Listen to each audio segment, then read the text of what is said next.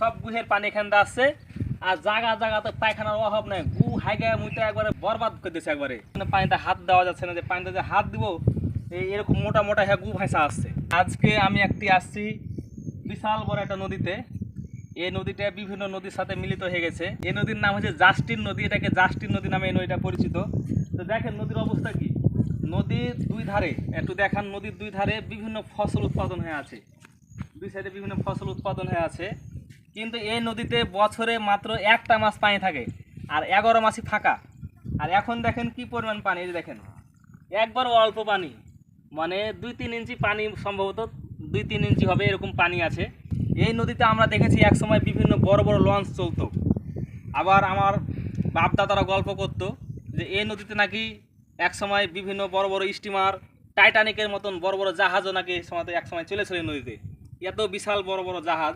অথচ আজকে দেখেন নদীর অবস্থা কি, এই নদীতে না আছে আজকে পানি, না আছে আজকে নৌকা, না আছে কোনো ধরনের মাছ, কোনো কিছু নাই, না আছে কোনো পানির স্রোত।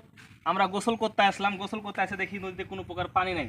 এখন গোসল করবো কী দিয়ে সেটা ভাবতেছি, কোনো প্রকারের পানি নাই, কিছু নাই। নদীর অবস্থা একেবারে বিলীন হয়ে গেছে, নদীর শেষ, নদীর কিছু নেই, অস্তিত্ব নাই, শুধুমাত্র একটা গর্তের মতন হালকা ড্রেনের মতন চলে গেছে। মানে আমাদের বাড়ির পাশে যেটা খাড়ি আছে, সে খাড়িও যাচ্ছে অনেক চওড়া এবং অনেক ওসার, এবং দেখেন অনেক পানি থাকে। আর এখানে কোনো প্রকারের পানি টানি কোনো কিছু নাই। এটা একটা গুহের পানি আসছে, এগুলো হচ্ছে গুহের পানি। দেখেন পানি কালার দেখেন কেমন হলুদ আছে। এখানে এদিকে সালার ঘে মনে করেন যত প্রকারের এই পায়খানার ড্রেনের যত প্রকারের গুহের পানি, সব গুহের পানি এখান দিয়ে আসছে। আর জায়গা জায়গাতে পায়খানার অভাব নাই, গু হাইগা মুইটা একবারে মানে বরবাদ করে দিচ্ছে একবারে এই এলাকাটাকে। এই জন্য পানিতে হাত দেওয়া যাচ্ছে না, যে পানিতে যে হাত দিব এরকম মোটা মোটা হ্যাঁ গু ভাইসা আসছে, বুঝছেন, এরকম মোটা মোটা হ্যাঁ গু ভাইসা আসছে। এই পানিতে হাত দেওয়া এখন রিক্স।